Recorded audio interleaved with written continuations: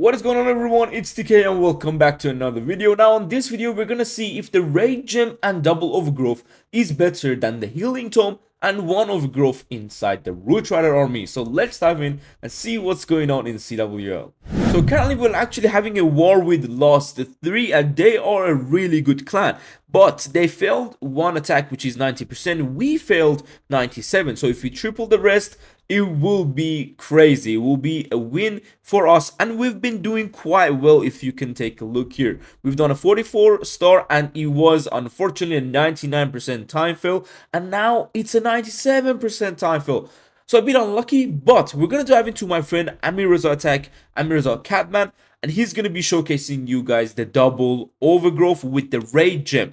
He has some I would say different, like, I don't know if that is a word even, but his way of approaching bases is different than me. So if you've been one of my students, if you've been in the coaching sessions, if you have purchased this masterclass from Blueprint, you know how I like to do my Royal Champion attacks and how I like to use the log launcher. How do we use the overgrowth? And if you've watched the guide videos, you know a lot about my strategy. Here is where I would actually log launcher and go for a skeleton spell on the monolith.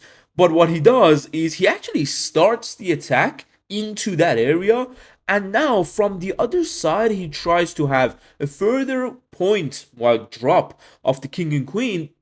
So this way they clear those defenses, which are the funnel points. If you see this expo, once it goes down, the path into the core and town hall is easy. Now he's going with early one overgrowth to cover the fire spitter and also the hook tower with the town hall, so absolutely no damage on his troops. King and queen are doing amazing, and this is where personally I like to have a rage spell, right? But Amir doesn't, and this is the interesting part about his attack. He doesn't use the rage from the troops or like the rage spell. He used the warden rage gem, and this way his troops and healers are always raged up. Obviously, it's not the same rage, but still. Now, he can pop the Warden ability, a very, very good spot. And for the other, and I would say back end overgrowth, this is where he decides to do it. Now, we're going to see another one of his hits, whereas he did kind of overgrowth in a way so troops go back to the town hall. So the double overgrowth doesn't necessarily have, okay, you need to do this, this, and this. No, it's a bit more base depending, and also it's a bit more decide in the action, like, quick decision making. Do you need the troops to go back to the town hall? Do you think the troops will eventually make it to the town hall? Sometimes he makes like the town hall overgrowth like twice. That's crazy. I personally cannot do that. Like I would be scared to do a 1-star, but he's confident with the way his troops stays alive for the back end. He knows how many root riders and troops he will have, so sometimes he could do it. Like, honestly, it's crazy, but what a crushing hit. We're gonna dive into another one of his attacks and see how he does like hit the box spaces. So onto the box space, we got a double rage setup. Now let's see how he takes it down. So he has the RC charge around the rage tower. Interesting, especially with the Giga Bomb. He's risking quite a lot for the DRC. Like, the people who know me, they know I would never charge a rage tower. They know I would never really dive into a rage tower or like a very compact area with the Giga Bomb because it's most likely baited. But sometimes I also do dive into the Giga Bomb, depends on my original plan. So what he does is he's even using the last invis. Again, people who know me and who've been on my sessions and masterclass and guide videos, they know I don't use the last invis. Interesting about this attack. So I would say it's very different than what I do.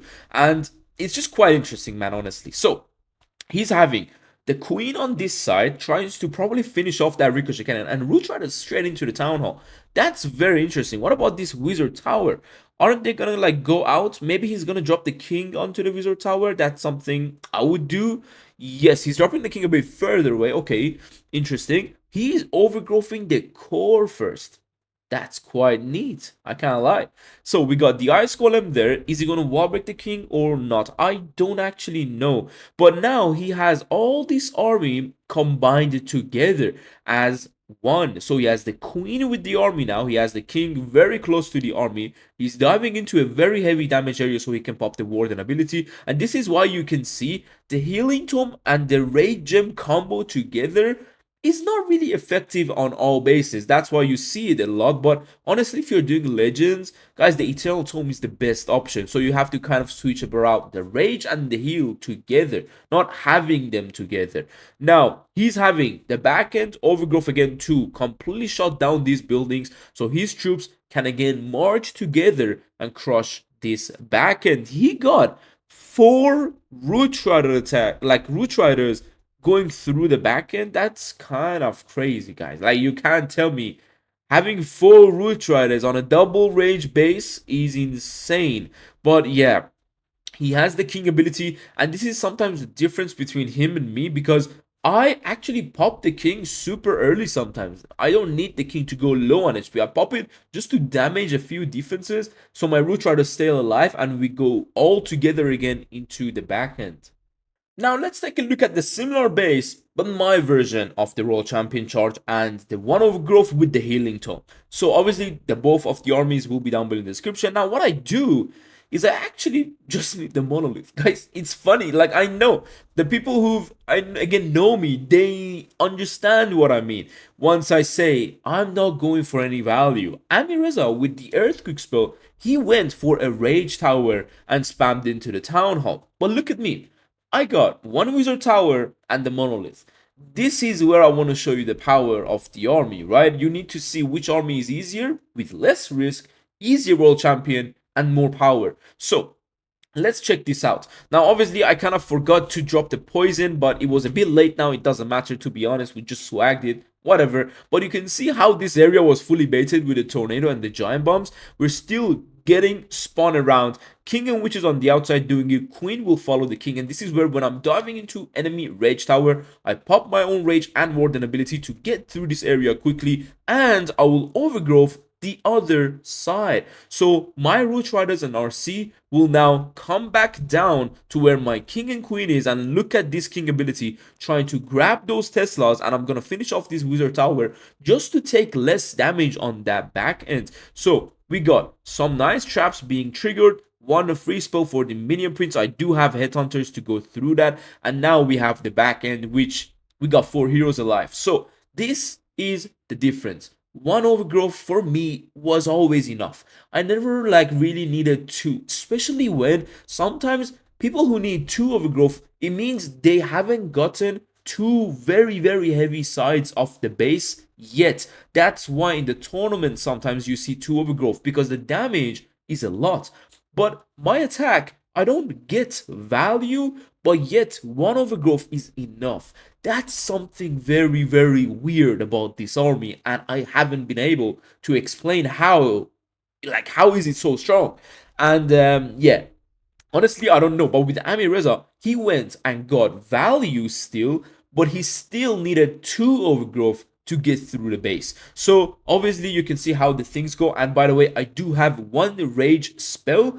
He doesn't have a rage spell, he has a rage gem. So just look at it in a way that how you want to look at it. Like, which style are you? Are you more aggressive style, or are you more impatient? Are you, I don't know, like you want to be more in control? You may be able to do the double overgrowth a bit better.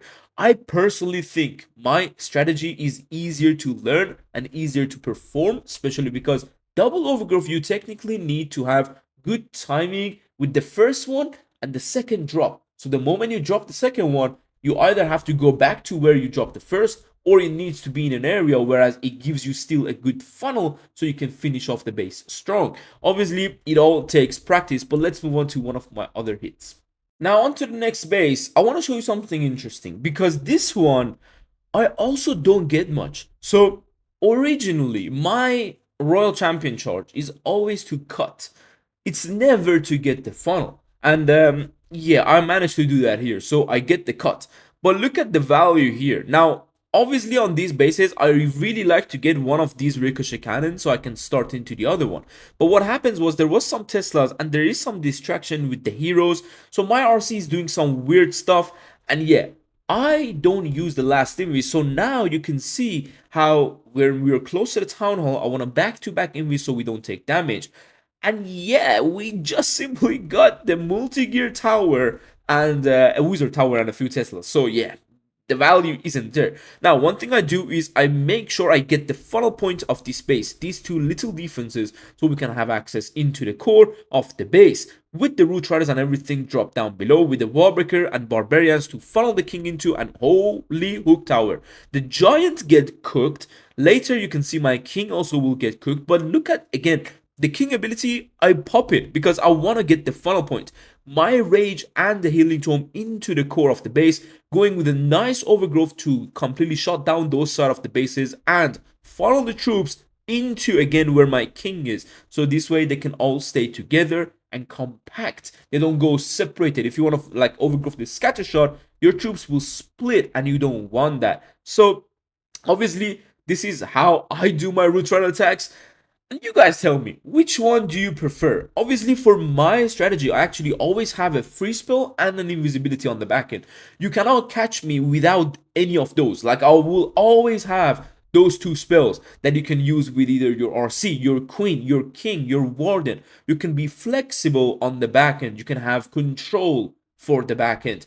Amir, because he doesn't even use the skeleton spell, he doesn't have much control on the sweep or on the back end because he doesn't even hold onto one of his well, invisibility spells. But for me, I love to do that. And yeah, we got so many Root Riders, so many heroes, Yetis, and of course our witch still alive. Kind of insane, I would say, but personally, I think this army is better than double overgrowth with the raid gem.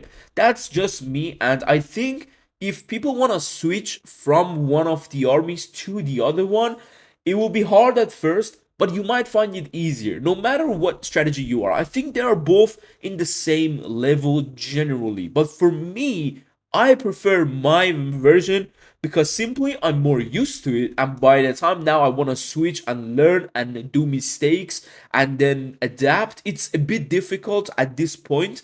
But for me, it's this one is a lot easier to perform and a lot more hardcore and more control, as you can tell, through the base, through the funnels, through the back end. For me, it's just more control over the entire attacks. But if you're doing double overgrowth already, I would definitely suggest you to take Amir's army into your hand, do some practice, because honestly, that with this one is two of the most powerful armies in history of Clash of Clans without having, of course, those event troops.